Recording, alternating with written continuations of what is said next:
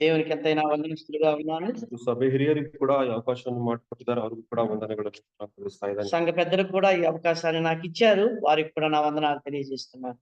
ಒಂದು ಸಣ್ಣ ಪ್ರಾರ್ಥನೆಯನ್ನು ಮಾಡಿಕೊಂಡು ಕರ್ತನ ಸಂದೇಶವನ್ನು ನಾವು ಕೇಳುವರಾಗಿರೋಣ. చిన్న ప్రార్థన చేసుకుని దేవుని వాక్యంలోకి మనం వెళ్దాం. ಸರ್ವಶಕ್ತನು ಮಹೋನ್ನತನೂ ಆಗಿರುವ ನಮ್ಮ ಪ್ರಿಯ ಪರಲೋಕದ ತಂದೆ, ಕೃಪೆಯುಳ್ಳ ದೇವರೇ, ರಕ್ಷಕ ಸ್ವಾಮಿ, ಒಂದು ಶ್ರೇಷ್ಠವಾದ ಸಮಯಕ್ಕಾಗಿ ನಿಮಗೆ ವಂದನೆ ರಕ್ಷಕ. ಅಪಾರಕ್ಷಕ, ಈ ಪ್ರಭು ದಿನದಲ್ಲಿ ರಕ್ಷಕ, ಪುನರುತ್ಥಾನ ದಿನದಲ್ಲಿ ನಮ್ಮನ್ನೆಲ್ಲರನ್ನೂ ಸ್ವಾಮಿ ಪರಿಶುದ್ಧರ ಗುಂಪಿನಲ್ಲಿ ನೀನು ಸೇರಿಸಿ ನಿನ್ನನ್ನು ಆರಾಧಿಸಿ ನಿನ್ನನ್ನು ಕೊಂಡಾಡುವ ಹಾಗೆ ತೋರಿಸಿರುವ ನಿನ್ನ ಅಮೂಲ್ಯವಾದ ಕೃಪೆಗಾಗಿ ವಂದನೆ ಸ್ವಾಮಿ.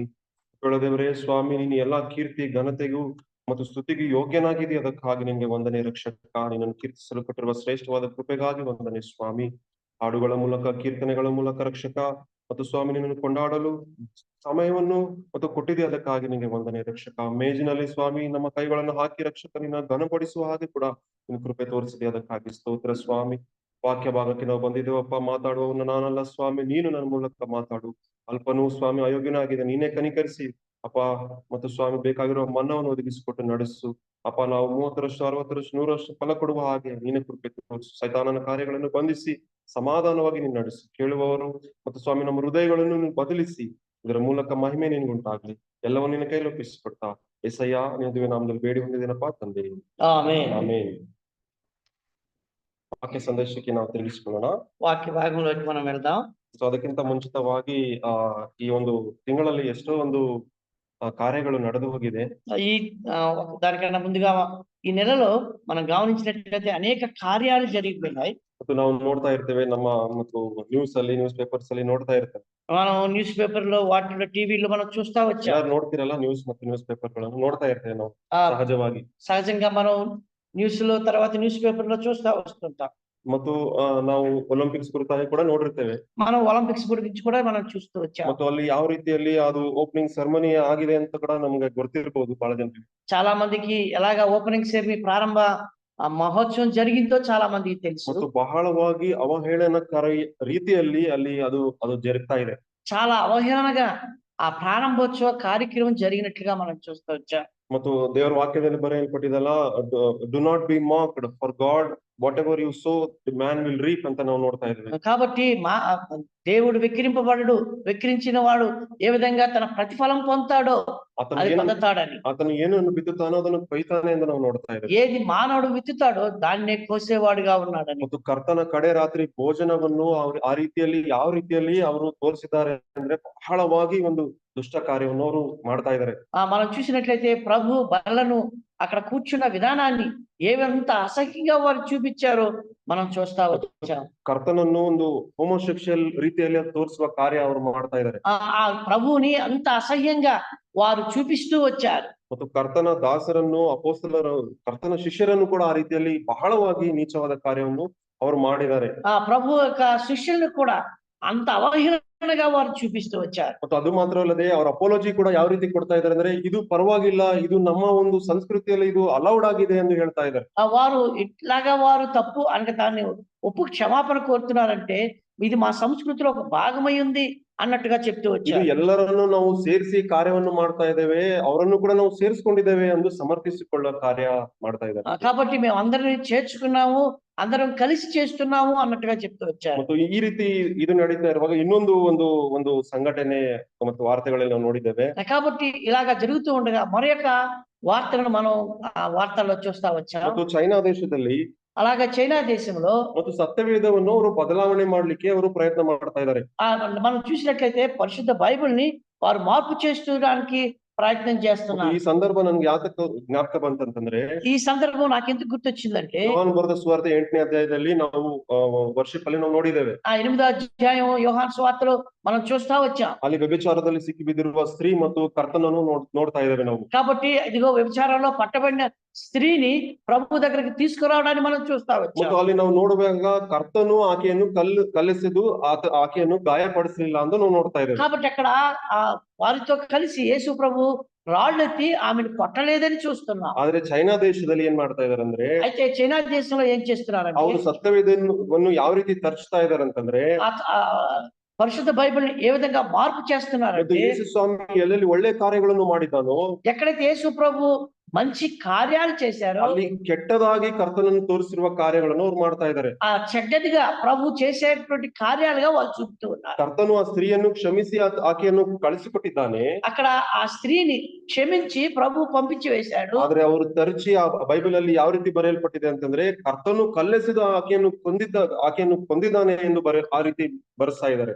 ఇప్పుడు ఆ చైనా భాషలో ప్రచురితమయ్యే ఆ బైబిల్ ఎట్లాగా ఉందంటే ప్రభు రాయి తీసుకొని ఆమెను కొట్టినట్లుగా చూపిస్తూ ಈ ರೀತಿಯಲ್ಲಿ ಸತ್ಯವೇದವನ್ನು ನಮ್ಮ ಫೌಂಡೇಶನ್ ಆಗಿರುವ ಸತ್ಯವೇದವನ್ನು ಅವರು ತರಿಸುವ ಕಾರ್ಯಗಳನ್ನು ಪ್ರಪಂಚದೋಪಾದಿಯಲ್ಲಿ ಈ ರೀತಿ ನಡೀತಾ ಇದೆ ಪ್ರಿಯರೇ. కాబట్టి క్రైస్తవానికి అస్థివారమైనటువంటి లేఖన భాగాన్ని వారు ఏ విధంగా మారుస్తూ ఉన్నారో చైనా దేశం గురించి మనం చూస్తా ఉన్నాం. ఈ కార్య ಎಲ್ಲ కಡೆ నడೀತಾ ಇದೆ.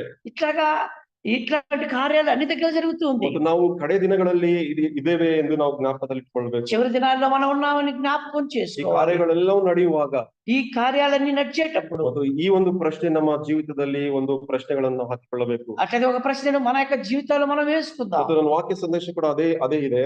ఈ వాక్యం కూడా అదే ఉంటుంది. ఈ దినం ಓ ಮನುಷ್ಯನೇ, ఓ మనుషుడా, ನಿನ್ನ ಮತ್ತು ದೃಷ್ಟಿ ಎಲ್ಲಿದೆ? నీ యొక్క దృష్టి ఎలాగా ఉంది, ఎక్కడ ఉంది? ಓ ಮನುಷ್ಯನೇ, ನಿನ್ನ ದೃಷ್ಟಿ ಎಲ್ಲಿದೆ? ఓ మనుషుడా, నీ దృష్టి ఎక్కడుంది? ಮತ್ತು ನಾವು ನೋಡ್ಬೇಕಾದ್ರೆ ಎಷ್ಟೋ ಜನರು ಮತ್ತು ಅಬ್ರಹಾಮನ ಕುರಿತಾಗಿ ನಾವು ಆಲೋಚನೆ ಮಾಡ್ಬೇಕಾದ್ರೆ అబ్రహాముల గురించి మనం ఆలోచన చేసినప్పుడు ಆತನ ಕುರಿತಾಗಿ ನಾವು ಎಷ್ಟೋ ಸಂದೇಶಗಳನ್ನು ಕೇಳಿದ್ದೇವೆ. ఆయన గురించి అనేకమైన సందేశాలు మనం వింటూ వచ్చాం. ತಿರುಗಿ ಆತನ ಜೀವಿತದ ಮೂಲಕ ಶ್ರೇಷ್ಠವಾದ ಸಂಗತಿಗಳನ್ನು ಆಲೋಚನೆ ಮಾಡುವವರಾಗಿರೋಣ. ఆయన గురించి శ్రేష్టమైన మాటలు మనం వినడానికి సిద్ధపడతాం. ಪ್ರಿಯರಿಗೆ ಬರೆದ ಪತ್ರಿಕೆ హెబ్రీయులకు రాసిన పత్రిక 11ನೇ ಅಧ್ಯಾಯ 11వ అధ్యాయం 8 ಮತ್ತು 9ನೇ ವಚನ. 8, 9 వచనాలు చదువు. హెబ్రీయులకు రాసిన పత్రిక 11వ అధ్యాయం 8, 9 వచనాలు. అబ్రహాము పిలువబడినప్పుడు విశ్వాసమును బట్టి ఆ పిలుపునకు లోబడి తాను స్వాస్థ్యముగా పొందనైన ప్రదేశమునకు బయలు వెళ్ళాను, మరియు ఎక్కడికి వెళ్ళను అది ఎరుగక బయలు వెళ్ళాను. విశ్వాసమును బట్టి అతడును అతనితో ఆ వాగ్దానముకు సమాన వారసులైన ఇస్సాకు యాకోబును వారును గుడారములలో నివసించుచు అన్య దేశములో ఉన్నట్టుగా వాగ్దత్త దేశములో పరవాసులయ్యిరి. ಅಬ್ರಹಾಮನ ಕುರಿತಾಗಿ ನಾವು ಆಲೋಚನೆ ಮಾಡುವಾಗ అబ్రహామును గురించి ఆలోచన చేసి ಆತನು ಅನ್ಯ ಸಂಪ್ರದಾಯದಿಂದ ಕರ್ತನ ಕಡೆಗೆ ಬರುವುದನ್ನು ನೋಡ್ತಾ ಇದ್ದೇವೆ. అన్య సాంప్రదాయం నుంచి ప్రభు దగ్గరకు వచ్చిన వాడుగా ఉన్నాడు. ಆತನು ವಿಗ್ರಹಗಳನ್ನು ಮೂರ್ತಿಗಳನ್ನು ಮಾಡುವ ವೃತ್ತಿ ಆತನದಾಗಿತ್ತು. అతను విగ్రహాలు చేస్తూ వాటిని ఆరాధించేవాడిగా ఉన్నాడు. ಆದ್ರೆ ಈ ವಾಕ್ಯ ಭಾಗದಲ್ಲಿ ನೋಡ್ತಾ ಇದ್ದೇವೆ ಕರ್ತನು ಕರೆಯುವಾಗ ನಂಬಿಕೆಯಿಂದ ಆ ದೇಶದಿಂದ ಹೊರಗಡೆ ಬರುವುದನ್ನು ನೋಡ್ತಾ ಇದ್ದೇವೆ. అయితే ఎప్పుడైతే దేవుడు అతన్ని పిలిచాడో విశ్వాసమును బట్టి తన ఇంటి నుంచి బయలుదేరిన వాడు. ಆತನಿಗೆ ಒಂದು ಶ್ರೇಷ್ಠವಾದ ಆತನಿಗೆ ಇನ್ನೊಂದು ಹೆಸರಿದೆ. అందుకనే అతనికి మరి యొక్క శ్రేష్టమైన పేరుంది.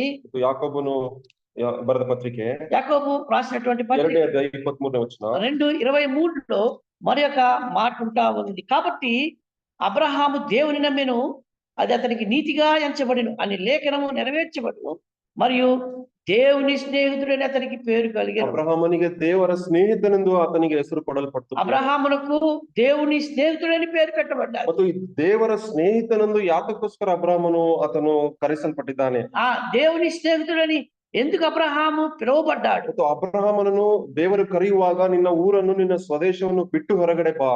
దేవుడు అతన్ని పిలిచినప్పుడు నీ స్వజ్ఞానాన్ని, నీ సొంత ఇంటిని వదిలి రమ్మన్నాడు. ಮತ್ತು ಅಬ್ರಹಾಮನು ಕರ್ತನ ವಾಕ್ಯಗಳನ್ನು ಮಾತುಗಳನ್ನು ಕೇಳಿ ಆತನು ಹೊರಗಡೆ ಬರ್ತಾ ಇದ್ದಾನೆ. కాబట్టి అబ్రహాము దేవుని మాటను విని తన స్వదేశాన్ని వదిలి వచ్చుతున్నాడు. ಆದಿಕಾಂಡ 12ನೇ ಅಧ್ಯಾಯ ఆదికాండం 12వ అధ్యాయంలో ಮತ್ತು 4ನೇ ವಚನ ನೋಡುವುದಾದ್ರೆ 12వ అధ్యాయం 4వ వచనం చూసినప్పుడు యెహోవా అతనితో చెప్పిన ప్రకారము అబ్రహాము వెళ్ళెను, లోతు అతనితో కూడా వెళ్ళెను. అబ్రహాము హారాను నుండి బయలుదేరినప్పుడు 75 ఏండ్ల ఈడు గలవాడు.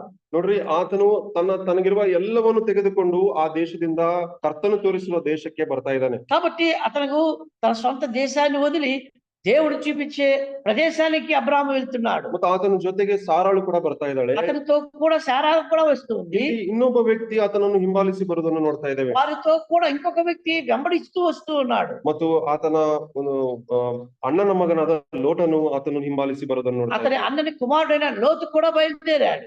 ಮತ್ತು ಈ ರೀತಿ ಇವರೆಲ್ಲರೂ ಕೂಡ ಅದು ಕರ್ತನು ತೋರಿಸುವ ಕಾನಾನ್ ದೇಶಕ್ಕೆ ಅವರು ಹೋಗ್ತಾ ಇದ್ದಾರೆ. ఈ రీతిగా దేవుడు చూపించేటువంటి కానాను దేశానికి వారు ప్రయాణమయ్యారు. ಮತ್ತು ನಾವು ನೋಡುವಾಗ ಅಬ್ರಹಾಮನು ತಾನು ಎಲ್ಲೇ ಹೋದ್ರು ಕೂಡ మనం చూసినప్పుడు అబ్రహాము ఎక్కడికి వెళ్ళినప్పటికీ కూడా ಆತನು ಶ್ರೇಷ್ಠವಾದ ಆತನಿಗೆ ಧನ ಐಶ್ವರ್ಯಗಳು ಇದ್ರೂ ಕೂಡ అతనికి కావాల్సినంత ధన సంపద ఉన్నప్పటికీ కూడా ನೋಡ್ರಿ 12ನೇ ಅಧ್ಯಾಯ 8ನೇ వచనం ನೋಡೋದಾದ್ರೆ 8వ వచనాన్ని మనం 12వ అధ్యాయంలో చూసినప్పుడు అక్కడి నుండి అతను బయలుదేరి బేతేలుకు తూర్పున కొండకు చేరి పడమటున్న బేతేలుకు తూర్పున హాయికి మధ్య గుడారం వేసి అక్కడ యెహోవాకు బలిపీఠం కట్టి యెహోవా నామమున ప్రార్థన చేశాను. ಮತ್ತು ಇನ್ನೊಂದು ವಚನ 13ನೇ ಅಧ್ಯಾಯ 18ನೇ వచನ 13వ అధ్యాయము 18వ వచనం కూడా చూసినప్పుడు అప్పుడు అబ్రాహాము తన గుడారము తీసి హెబ్రోనులోని మమ్రే దగ్గర ఉన్న సింధూర వృక్ష వనంలో దిగి అక్కడ యెహోవాకు బలిపీఠము కట్టెను. ಅಬ್ರಹಾಮನು ಆ ದೇಶವನ್ನು ಪ್ರವೇಶ ಮಾಡುವಾಗ అబ్రహాము ఆ దేశాన్ని ప్రవేశించేటప్పుడు ಆತನು ಎಲ್ಲೇ ಹೋದ್ರು ಕೂಡ అతను ఎక్కడికి పోయినప్పటికీ కూడా ತನಗೋಸ್ಕರ ಒಂದು ಡೇರೆಯನ್ನು ಹಾಕಿಸ್ಕೊಳ್ತಾ ಇದ್ದಾನೆ. తన కోసం ఒక గుడారాన్ని వేసుకునేవాడు. ಮತ್ತು ಆ ಡೇರೆ ಪಕ್ಕದಲ್ಲಿ ಕರ್ತನಿಗೋಸ್ಕರ ಒಂದು ಯಜ್ಞವೇದಿಯನ್ನು ಕಟ್ಟಿಸ್ತಾ ಇದ್ದಾನೆ. ఆ గుడారం పక్కనే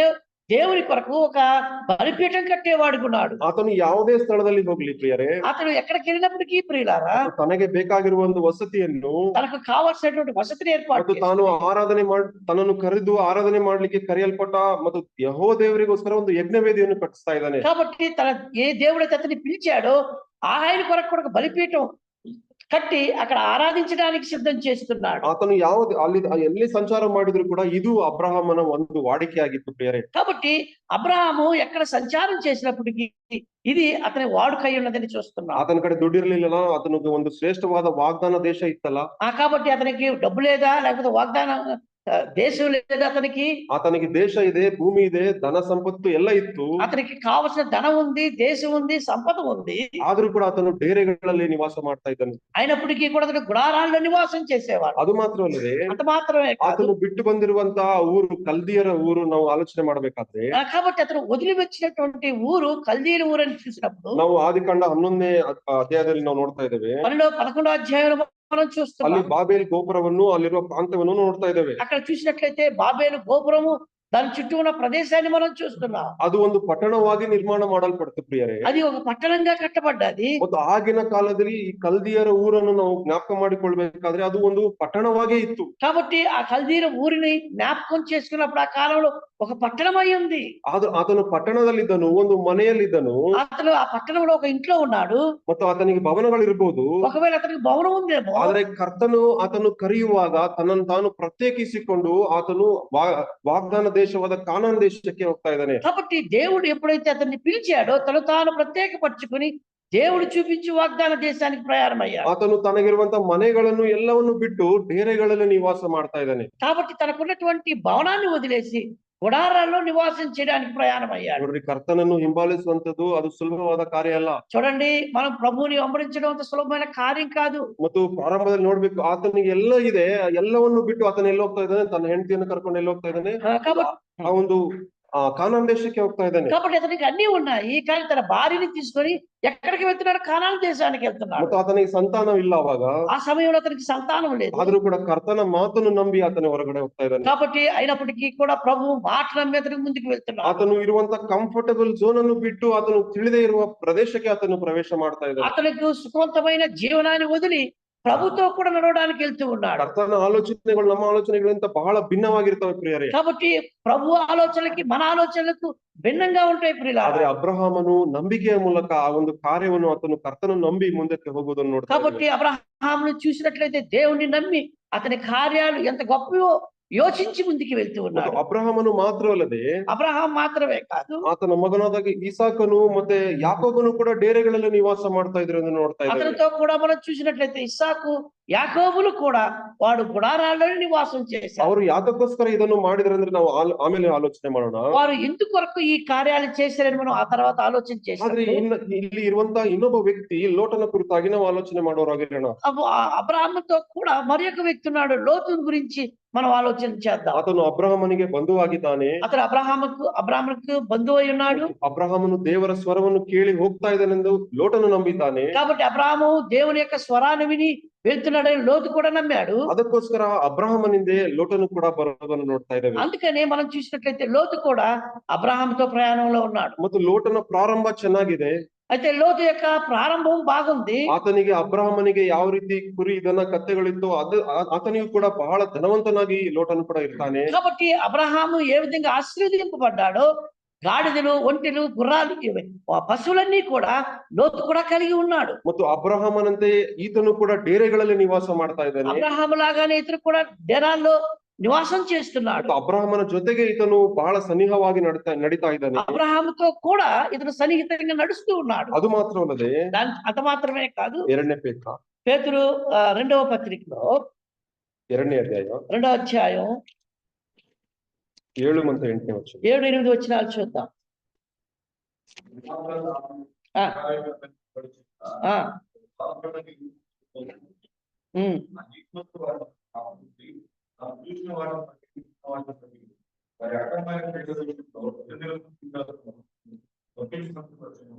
ನೋಡ್ರಿ ಲೋತನ ಕುರಿತಾಗಿ ಏನಂತ ಬರೆಯಲ್ಪಟ್ಟಿದೆ ಅಂತಂದ್ರೆ, చూడండి ఇక్కడ లోతుల గురించి ఏమి రాయబడ్డదంటే, ಆತನು ನೀತಿವಂತನಾದ ಮನುಷ್ಯನು, అతడు నీతిమంతుడైన మనుషుడై ఉన్నాడు. ಮತ್ತು ಆತನಿಗೆ ಎಂತ ಆತ್ಮ ಇತ್ತು, ನೀತಿ ಉಳ್ಳ ಆತ್ಮ ಇತ್ತು ಎಂದು ನಾವು ನೋಡ್ತಾ ಇದ್ದೇವೆ. ఎటువంటి ఆత్మ ఉందంటే నీతి సంబంధమైన ఆత్మ ఉంది అతనిలో. ಅಬ್ರಹಾಮನು ನೀತಿವಂತನಾಗಿದ್ದನು, ಈ ಲೋಟನು ಕೂಡ ನೀತಿವಂತನಾಗಿ ಆತನು ಲೇಖನಗಳನ್ನು ನಾವು ನೋಡ್ತಾ ಇದ್ದೇವೆ. అబ్రహాము నీతిమంతుడుగా తీర్చబడి ఉన్నాడు, అదే విధంగా లోతు కూడా నీతిమంతుడుగా ఉన్నాడు. ಮತ್ತು ಆತನು ನೀತಿ ಉಳ್ಳ ಆತ್ಮ ಇತ್ತು ಎಂದು ನಾವು ನೋಡ್ತಾ ಇದ್ದೇವೆ. అట్లయితే అతను నీతిమంతుడైనటువంటి ఆత్మ అతనికి ఉంది. ಆತನ ಪ್ರಾರಂಭ ಚೆನ್ನಾಗಿದೆ, ಐಶ್ವರ್ಯವಂತನಾಗಿ ಆತನು ಇದ್ದಾನೆ. అతడు ప్రారంభంలో బాగా ఉన్నాడు, ఐశ్వర్యవంతుడిగా ఉన్నాడు. ಮತ್ತು ಅಲ್ಲನ್ನು ನೋಡಬೇಕಾದ ಅಲ್ಲಿರುವಂತ ಭೂಮಿ ಅವರಿಬ್ಬರ ಸಂಪತ್ತಿಗೆ ಅದು ಸಫಿಶಿಯಂಟ್ ಆಗ್ಲಿಲ್ಲ ಇದನ್ನು ನೋಡ್ತಾ ಇದ್ದೇವೆ. కాబట్టి వారు వాళ్ళకు ఉన్నటువంటి సంపదకి వారు ఉన్నటువంటి భూభాగము చాలకుండా పోయింది. ಮತ್ತು ಅದಕ್ಕೋಸ್ಕರ ಮತ್ತು ಲೋಟನ ಕುರಿ ಕಾಯುವವರ ಮಧ್ಯದಲ್ಲೂ ಮತ್ತು ಅಬ್ರಹಾಮನ ಕುರಿ ಕಾಯುವವರ ಮಧ್ಯದಲ್ಲೂ ಜಗಳ ಉಂಟಾದಾಗ, కాబట్టి లోతు అబ్రహాము పశువులు మేస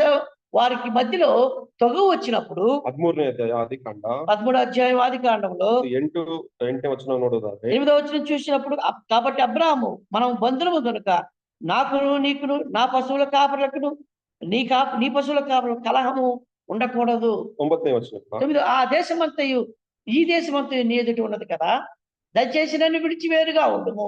నీవు ఎడమ తట్టుకునకు వెళ్ళిన ఎడ్ల నేను కుడి తట్టుకును, నీవు కుడి తట్టుకు వెళ్ళిన ఎడ్ల నేను ఎడమ తట్టుకు వెళ్ళుదునని లోతుతో చెప్పాను.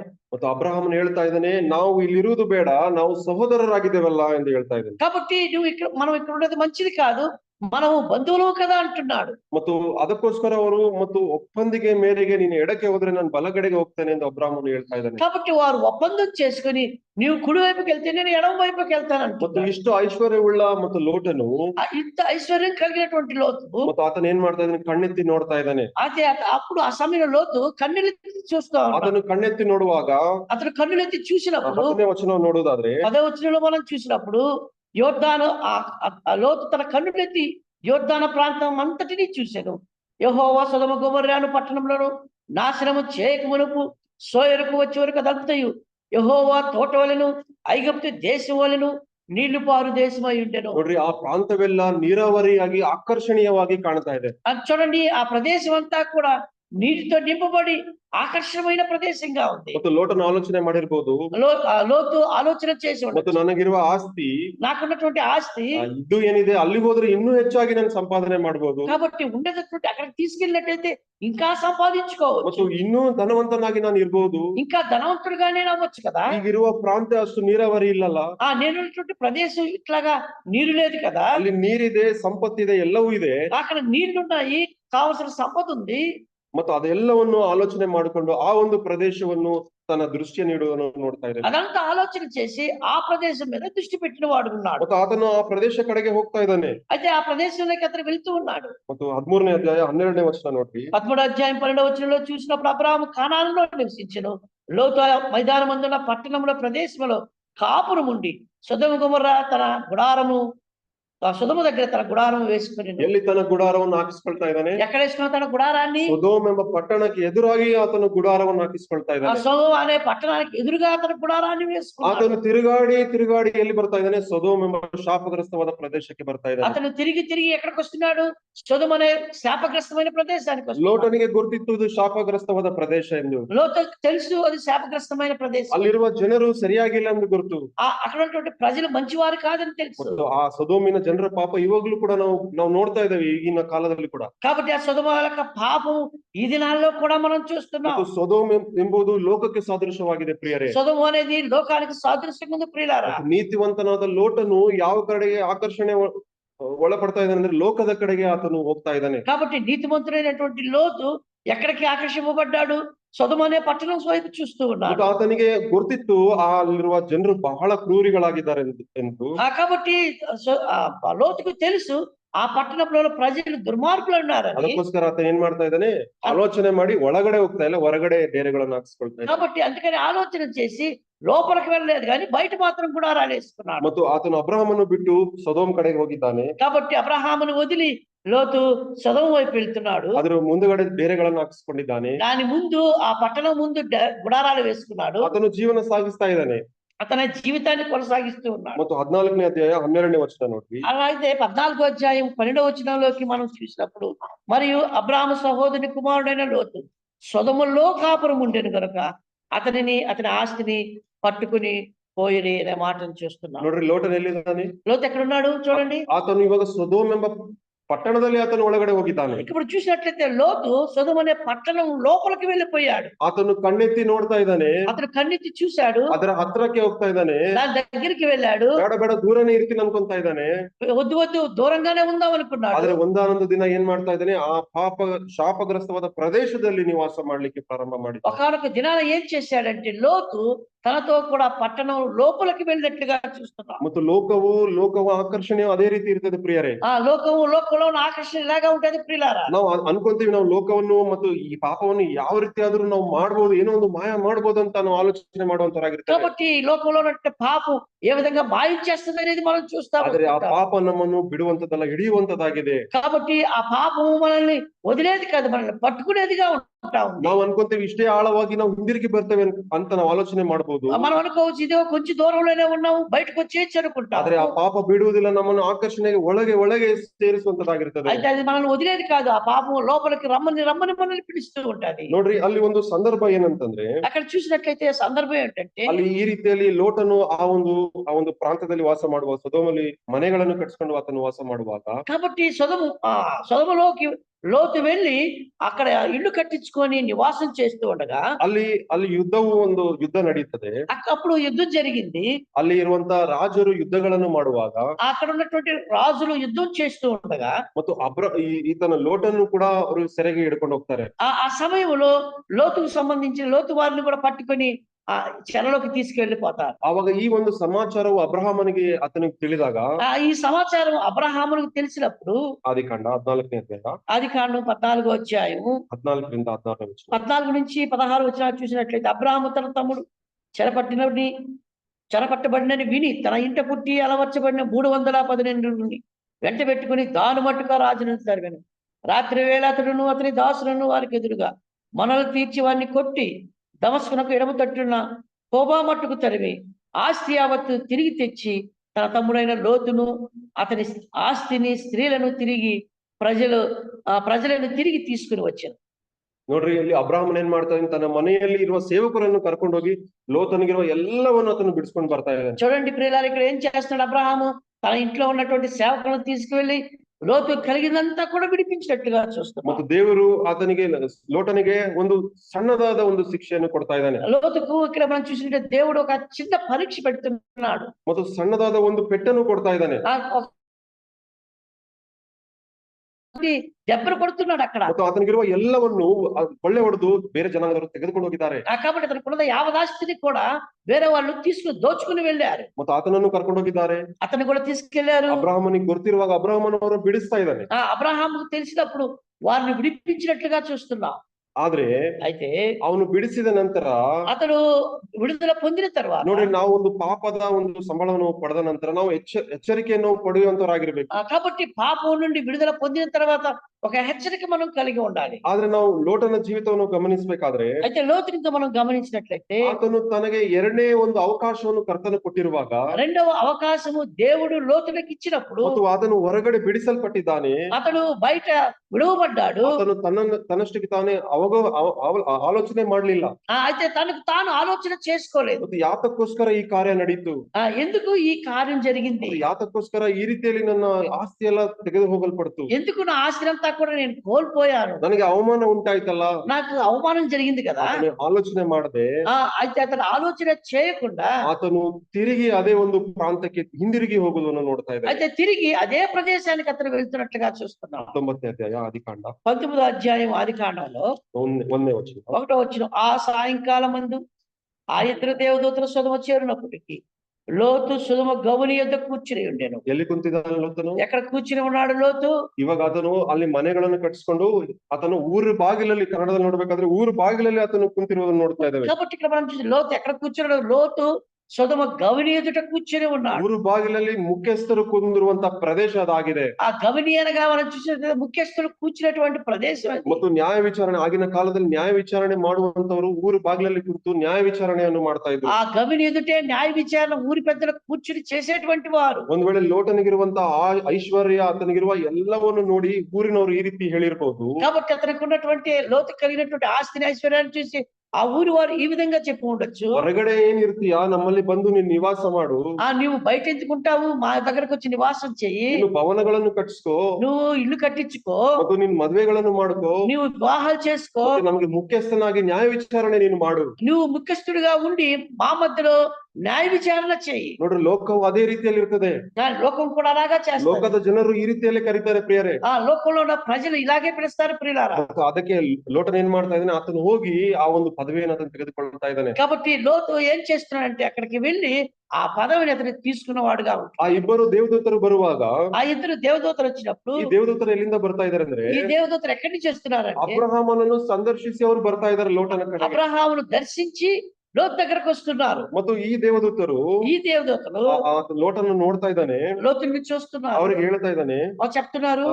ಹೋದ್ರಿ 2ನೇ ವಚನ. 2వ వచనం చూసినప్పుడైతే లోతు వారిని చూసి వారిని ఎదుర్కొన్నట్టు లేచి సాష్టాంగ నమస్కారం చేసి, నా ప్రభువులారా దయచేసి మీ దాసుని ఇంటికి వచ్చి రాత్రి వెళ్ళబుచ్చుకొని కాళ్ళు కడుక్కునండి, మీరు పెద్దల కడ లేచి మీ త్రోవను వెళ్ళవచ్చునని. అందుకు ನೋಡ್ರಿ ಏನಂತ ಕರೀತಾ ಇದ್ದಾನೆ, ನನ್ನ ಮನೆಗೆ ಬನ್ರಿ ಅಂತ ಹೇಳ್ತಾ ಇದ್ದಾನೆ. ఇక్కడ చూసినట్లయితే మా ఇంటికి రండి అని పిలుస్తున్నాడు. ಎಲ್ಲಿಂದ ಲೋಟನ ಪ್ರಾರಂಭ ಮಾಡ್ದ? ಡೇರೆಗಳಲ್ಲಿ ಪ್ರಾರಂಭ ಮಾಡ್ದ. చూడండి, లోతు చూసినట్లయితే గుడారంలో ఉన్నటువంటి వాడు. ಆತನ ಏನ್ ಮಾಡ್ತಾ ಇದ್ದಾನೆ, ತನಗೆ ಮನೆ ಇದೆ, ಭವನ ಇದೆ ಇವಾಗ. కాబట్టి అతనికి ఇల్లు ఉంది, భవనం ఉంది. ఇప్పుడు ನಾನು ಮನೆ ಇರುವುದು ಕೆಟ್ಟದಂತ ನಾನು ಹೇಳ್ತಾ ಇಲ್ಲ. కాబట్టి అతని ఇల్లు కలిగి ಆದ್ರೆ ఉండదు. ಆತನು ಇರುವಂತ ಮನೆ ಎಲ್ಲಿದೆ? ಶಾಪಗ್ರಸ್ತವಾದ ಪ್ರದೇಶದಲ್ಲಿದೆ. అయితే ఏ ఇల్లు అయితే కలిగి ఉన్నాడో ఆ ఇల్లు శాపగ్రస్తమైన ప్రదేశంలో. ಆತನಿಗಿರುವಂತ ಐಶ್ವರ್ಯವು, ಒಂದ್ ವೇಳೆ ಗಳಿಸಿರುವಂತ ಐಶ್ವರ್ಯವು ಶಾಪಗ್ರಸ್ತವಾದ ಐಶ್ವರ್ಯವಾಗಿದೆ. కాబట్టి ఏదైతే అతడు సంపాదించుకున్నాడో అది శాపగ్రస్తమైన సంపద అయి ఉంటాడు. ಅದಕ್ಕೆ ಆ ದೇವದೂತರು ಉತ್ತರವನ್ನು ಕೊಡ್ತಾ ಇದ್ದಾರೆ. అందుకే ఆ దేవదూతలు ఉత్తరం చెప్తున్నారు. ఆ తర్వాత ప్రభువుల అలాగా కాదు, నడివీధిలోనే రాత్రి వేళ ఉచితమని. ನಾವು ನಡುಬೀದಿಯಲ್ಲೇ ರಾತ್ರಿಯನ್ನು ಕಳಿತೇವೆ ಅಂತ ಹೇಳ್ತಾ ಇದ್ದಾರೆ. కాబట్టి నడి రాత్రే ఈ వీధిలో మేము కాలం వేళ ఉచితమని చెప్తున్నారు. ಅವರು ಆತನ ಮನೆಗೆ ಹೋಗ್ಲಿಕ್ಕೆ ಇಷ್ಟಪಡ್ಲಿಲ್ಲ ಈ ಒಂದು ದೇವದೂತರು. అయితే అతని ఇంటికి పోవడానికి దేవదూతలకు ఇష్టం లేదు. ನೀವು ತಿರುಗಿ 18ನೇ ಅಧ್ಯಾಯಕ್ಕೆ ಬನ್ರಿ. అలాగే 18వ అధ్యాయానికి వచ్చిన 5ನೇ ವಚನ ನೋಡ್ಬೇಕಾದ್ರೆ, 5వ వచనం మనం చూసినప్పుడు ಈ ದೇವದೂತರೇ ಅಬ್ರಹಾಮನ ಕಡೆಗೆ ಮೊದಲನೇದಾಗಿ ಬಂದಿರುವಾಗ, ఈ దేవదూతలే అబ్రహాము దానికి ముందు అతని ఇంటికి వచ్చినప్పుడు, ಮತ್ತು ಅಬ್ರಹಾಮನಿಗೆ ಏನಿದೆ, ಸಿಂಪಲ್ ಆಗಿ ಒಂದು ಗುಡಾರ ಇದೆ. అయితే అబ్రహాము ఇల్లు ఎలాగా ఉంది, వారు సన్నదిగా ఒక గుడారం వేసుకుని ఉన్నారు. ಮತ್ತು ಆತನ ಕಡೆಗೆ ಬಂದಿರುವಾಗ ಅಬ್ರಹಾಮನು ಹೇಳ್ತಾನೆ, 5ನೇ ವಚನ, అక్కడ 18వ అధ్యాయం 5వ వచనం, కొంచెం ఆహారం తెచ్చిదను, మీ ప్రాణములను బలపరుచుకునుడి, తర్వాత మీరు వెళ్ళవచ్చును, ఇందు నిమిత్తం కదా మీ దాసుని యొద్దకు వచ్చితిరను. వారు నీవు చెప్పినట్లు చేయమనగా, ನೀನು ಹೇಳಿದಂತೆ ಮಾಡು ಎಂದು ಆ ದೇವದೂತರು ಹೇಳ್ತಾ ಇದ್ದಾರೆ. నీవు చెప్పినట్లు చేయి అని అబ్రహాముతో దేవదూతలు చెప్తున్నారు. ಅಬ್ರಹಾಮು ನೀತಿವಂತನಾಗಿದ್ದಾನೆ, ಲೋಟನು ಕೂಡ ನೀತಿವಂತನಾಗಿದ್ದಾನೆ. అబ్రహాము నీతిమంతుడే, అలాగే లోతు కూడా నీతిమంతుడే. ಮತ್ತು ದೇವದೂತರು ಅವರೇ ಆಗಿದ್ದಾರೆ. అయితే దేవదూతలు వారై ఉన్నారు. ಆದ್ರೆ ಉತ್ತರ ನೋಡ್ರಿ ವ್ಯತ್ಯಾಸವಾಗಿದೆ. అయితే వారిచ్చే జవాబు చూడండి ఎంత వ్యత్యాసం కనబడుతుంది. ಅಬ್ರಹಾಮನಿಗೆ ಏನಂತ ಹೇಳ್ತಾ ಇದ್ದಾರೆ, ನೀನು ಹೇಳಿದಂತೆ ಮಾಡು, ಊಟವನ್ನು ನಾವು ಸೇವಿಸಿ ಹೋಗ್ತೇವೆ ಅಂತ ಹೇಳ್ತಾ ಇದ್ದಾರೆ. అబ్రహాము చెప్తున్నారు, నువ్వు చెప్పింది చెయ్యి, మీ ఇంటి దగ్గర భోజనం చేసే వెళ్తావు అంటున్నారు. ಅದೇ ಲೋಟನ ಕಡೆಗೆ ಬಂದಾಗ, అయితే అదే దేవదూతలు లోతు దగ్గరకు వచ్చినప్పుడు, ನಿನ್ನ ಮನೆಗೆ ನಾವು ಪ್ರವೇಶಿಸುವುದಿಲ್ಲ ಪ್ರವೇಶಿಸುವುದಿಲ್ಲ, ನಾವು ಇಲ್ಲೇ ರಾತ್ರಿಯನ್ನು ಹೊರಗಡೆ ರಾತ್ರಿಯನ್ನು ಕಳಿತೇವೆ ಎಂದು ಹೇಳ್ತಾರೆ. కాబట్టి మీ ఇంట్లో మేము ప్రవేశించము, ఇదిగో ఈ నడిరాత్రి వీధిలోనే కాలం గడుపుతాం ಮತ್ತು అంటున్నాడు. ಲೋಟನು ಬಲವಂತವಾಗಿ ಅವರನ್ನು ಮನೆಗೆ ಕರ್ಕೊಂಡು ಹೋಗೋದನ್ನು ನೋಡ್ತಾ ಇದ್ದಾರೆ. అయితే లోతు బలవంతంగా వారిని లోపలికి తీసుకెళ్తున్నట్టుగా ಮುಂದೆ చూస్తాం. ಹೋದ್ರಿ brother. ఆ తర్వాత మనం చూసినప్పుడు అయితే అతడు మిక్కిలి బలవంతముగా చేసినప్పుడు వారు అతని తట్టు తిరిగి అతని ఇంట ప్రవేశించిరి.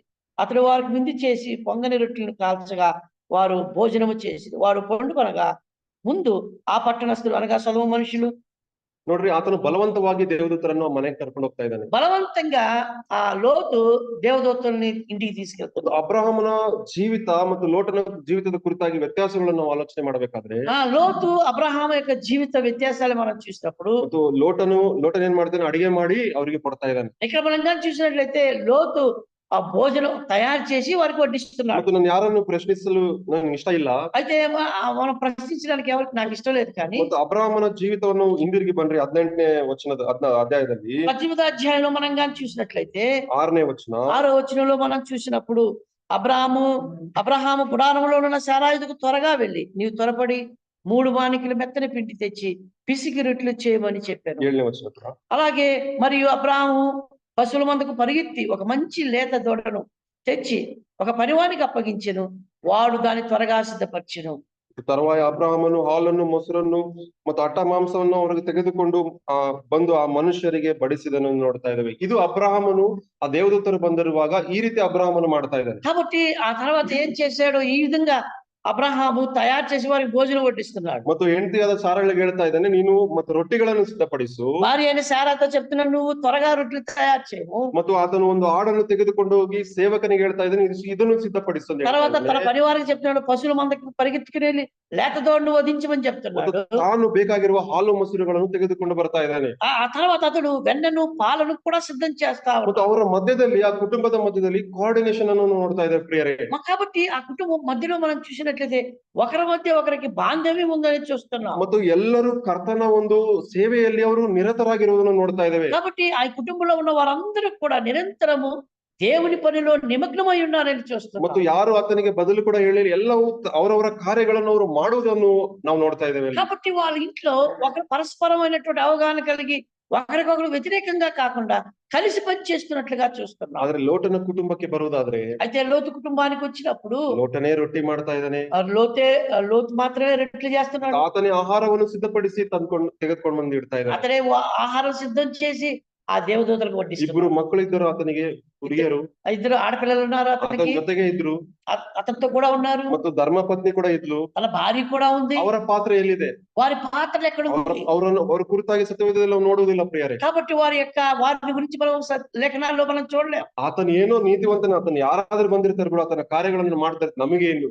కాబట్టి అతడు నీతిమంతుడు అయి ఉండొచ్చు. అది ఎవరెవరో వస్తారు, అతను చేస్తే నాకేమిటి అన్నట్లుగా ఉన్నారు ಆ వారు. ರೀತಿಯಲ್ಲಿ ಅವರು ಆ ಒಂದು ತಮ್ಮ ಕಾರ್ಯಗಳಲ್ಲಿ ನಿರತರಾಗಿರುವುದನ್ನು ನೋಡ್ತಾ ಇದ್ದಾರೆ. కాబట్టి ఆ కుటుంబస్తులు తమ పనుల్లో వారు నిమగ్నమై ఉన్నారని మనం చూస్తాం. ಮತ್ತು ಕರ್ತನ ದೂತನು ಅವ್ರಿಗೆ ಹೇಳ್ತಾ ಇದ್ದಾನೆ, ಈ ಒಂದು ಪ್ರಾಂತ್ಯವನ್ನು ನಾಶ ಮಾಡುವಂತವರಾಗಿದ್ದೇವೆ, ನೀವು ಹೊರಗಡೆ ಹೋಗು ಎಂದು ಹೇಳುವಾಗ, కాబట్టి ఈ ప్రాంతాన్ని మేము నాశనం చేయడానికి వచ్చాము, ఈ ఈ ఊరు వదిలిపెట్టమని చెప్పి లోతుతో దేవదూతలు చెప్పినప్పుడు ఆదికాండం 9ನೇ ಅಧ್ಯಾಯ 14ನೇ ವಚನ. 19వ అధ్యాయం 14వ వచనం చూసినప్పుడు లోతు బయటికి వెళ్ళి తన కుమార్తెలను పెండ్లాడినైన తన అల్లులతో మాట్లాడి, లెండి ఈ చోటు విడిచిపెట్టి రండి, యెహోవా ఈ పట్టణమును నాశనము చేయబోచున్నాడని చెప్పాను. అయితే అతడు తన అల్లుల దృష్టికి ఎగతాళి చేయను అని వాళ్ళే ఉండెను. ಮತ್ತು ಅಳಿಯಂದ್ರೆ ಏನಂತ ಹೇಳ್ತಾ ಇದಾರೆ, ಆತನಿಗೆ ಏನ್ ಮಾಡ್ತದೆ ಅಂತ ಜೋಕಿಂಗ್ ಆಗಿ, ಈತನ ಏನ್ ಹೇಳ್ತಿರ್ತಾನೆ ಬಿಡು. కాబట్టి అతడు అల్లులు అంటున్నారు, ఎగతాళి చేస్తున్నారు మావని. ನೋಡ್ರಿ, ನೀತಿವಂತನಾಗಿರುವ ಲೋಟನು. కాబట్టి నీతివంతుడైనటువంటి లోతు, ಆತನ ಪರಿಸ್ಥಿತಿ ಯಾವ ರೀತಿಯಲ್ಲಿದೆ? అతని పరిస్థితి ఎలాగా ఉంది? ಮತ್ತು ಆತನಿಗೆ ನೀತಿ ಉಳ್ಳ ಆತ್ಮ ಇತ್ತು ಎಂದು ನೋಡ್ತಾ ಇದ್ದೇವೆ. అతనికి నీతివంతుడైనటువంటి ఆత్మ కూడా ఉంది. ಅಲ್ಲಿರುವ ಜನರ ಒಂದು ಅವ್ರು ಮಾಡುವ ಕೆಟ್ಟ ಕಾರ್ಯಗಳಿಗೆ ಆತನು ಬಹಳವಾಗಿ ನಿಂದೆ, ಅವಮಾನವನ್ನು, ಗೋಳಾಟವನ್ನು ಅನುಭವಿಸ್ತಾ ಇದ್ದಾನೆ. కాబట్టి అక్కడ ఉన్నటువంటి చెడిపోయిన మనుషుల మధ్యలో అతను ఎగతాళి పొందుతున్నాడు, అవమానం పొందుతూ ఉన్నాడు. ಆದ್ರೆ ಆ ಪ್ರಾಂತವನ್ನು ಬಿಟ್ಟು ಹೊರಗೆ ಬರ್ಲಿಕ್ಕೆ ಆತನು ಇಷ್ಟಪಡ್ತಾ ಇಲ್ಲ. ఇటువంటి పరిస్థితిలో ఉన్నప్పటికీ కూడా ఆ ప్రాంతాన్ని వదిలి బయటికి రావడానికి లోతుకి ఇష్టం లేదు. ಮತ್ತು ನೋಡ್ರಿ 16ನೇ ವಚನ ನೋಡೋದಾದ್ರೆ, 16వ వచనం మనం చూసినప్పుడు అతను తడువు చేశాను. ಆತನು ಏನ್ ಮಾಡ್ತಾ ಇದ್ದಾನೆ, ತಡ ಮಾಡ್ತಾ ಇದ್ದಾನೆ ಲೋಟನ. అతడు ఏం చేస్తున్నాడు, తడువు చేస్తా ఉన్నాడు. ನಾನು ಈ ಪ್ರಾಂತವನ್ನು ಯಾವ ರೀತಿ ಬಿಟ್ಟು ಬರ್ಲಿ, అయ్యో నేను ఈ ప్రాంతాన్ని ఏ విధంగా వదిలి రావాలి, ಇಷ್ಟೊಂದು ನಮ್ಗೆ ಕೊಡ್ತಲ್ಲ. ఇంత నాకు ఆస్తి ఉంది కదా. ಆತನು ತಡ ಮಾಡಿದ್ರು ಕೂಡ ಏನ್ ಮಾಡ್ತಾ, ದೇವದೂತರು ಆತನ ಕೈಯನ್ನು ಹಿಡ್ಕೊಂಡು ಹೊರಗಡೆ ತೆಗೆದು, కాబట్టి అతడు తడువు చేస్తుంటే దేవదూతలు చేయబట్టుకుని బయటికి లాక్కుని వచ్చారు. ಮತ್ತು ಪಾಪವು ಶಾಪಗ್ರಸ್ತವಾದ ಪ್ರದೇಶವು ಅಂತೆ ಹಂಗೆ ಇರ್ತದೆ ಪ್ರಿಯರೇ, ಅದು ಬೇಗ ಬಿಡ್ಲಿಕ್ಕೆ ಆಗುದಿಲ್ಲ.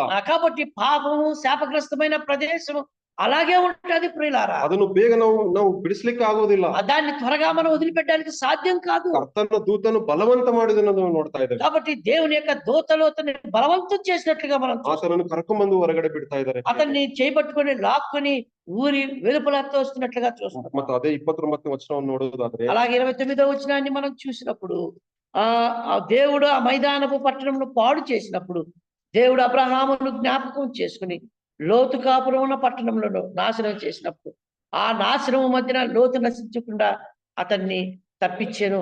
ಅಬ್ರಹಾಮನ ನಿಮಿತ್ತವಾಗಿ, అబ్రహాము నిమిత్తము ಮತ್ತು ಅಬ್ರಹಾಮನನ್ನು ಜ್ಞಾಪಕ ಮಾಡಿಕೊಂಡು ಲೋಟ ಕುಟುಂಬವನ್ನು ರಕ್ಷಿಸ್ತಾ ಇರೋದು. అబ్రహామును జ్ఞాపకం చేసుకుని లోతు కుటుంబాన్ని దేవుడు రక్షించినట్లుగా చూస్తాం. ಇವಾಗ ನೀವೊಂದು ಪ್ರಶ್ನೆ ಕೇಳ್ಬೋದು, నువ్వు ఇప్పుడు ఈ సమయంలో ప్రశ్న ಈ ರೀತಿ అడగచ్చు. ಪ್ರಶ್ನೆ ನಮ್ಗೆ ಬರ್ಬೋದು, ఈ ప్రశ్న మనకు వస్తుంది, ಅಬ್ರಹಾಮನಿಗೆ ಏನ್ ಶೋಧನೆ ಬಂದಿಲ್ಲ ಬ್ರದರ್, అబ్రహాముకి ఏం శోధన రాలేదు బ్రదర్, ಮತ್ತು ಲೋಟನಿಗೆ ಬಹಳ ಕಷ್ಟಗಳು ಬಂತು ಪಾಪ. ఆ లోతుకి చాలా కష్టాలు వచ్చాయి బ్రదర్. ಹೌದು, ಅಬ್ರಹಾಮನಿಗೆ ಕೂಡ ಇದೇ ರೀತಿಯ ಶೋಧನೆ ಆತನ ಜೀವಿತದಲ್ಲಿ ಕೂಡ ಬಂದಿದೆ. అవును, అబ్రహాం యొక్క జీవితంలో కూడా ఇటువంటి శోధన అతనికి ఎదురైంది. 14ನೇ ಅಧ್ಯಾಯ 14వ అధ్యాయంలో 21ನೇ ವಚನ, 21వ వచనాన్ని మనం చూసినప్పుడు ఆ సొదొమ రాజు మనుషులు నాకు ఇచ్చే ఆస్తి నీవే తీసుకురమని అబ్రహాముతో చెప్పగా, అబ్రహాము నేనే అబ్రహామును ధనవంతునిగా చేతి నువ్వు చెప్పుకున్నట్లు ఒక నూలు పోగైనను చెప్పులు వారినైనను నీ వాటిలో ఏదైనా నువ్వు తీసుకునని ఆకాశమునకును భూమికి సృష్టికర్త అయిన సర్వోన్నతుడైన దేవుడైన యెహోవా ఎదుట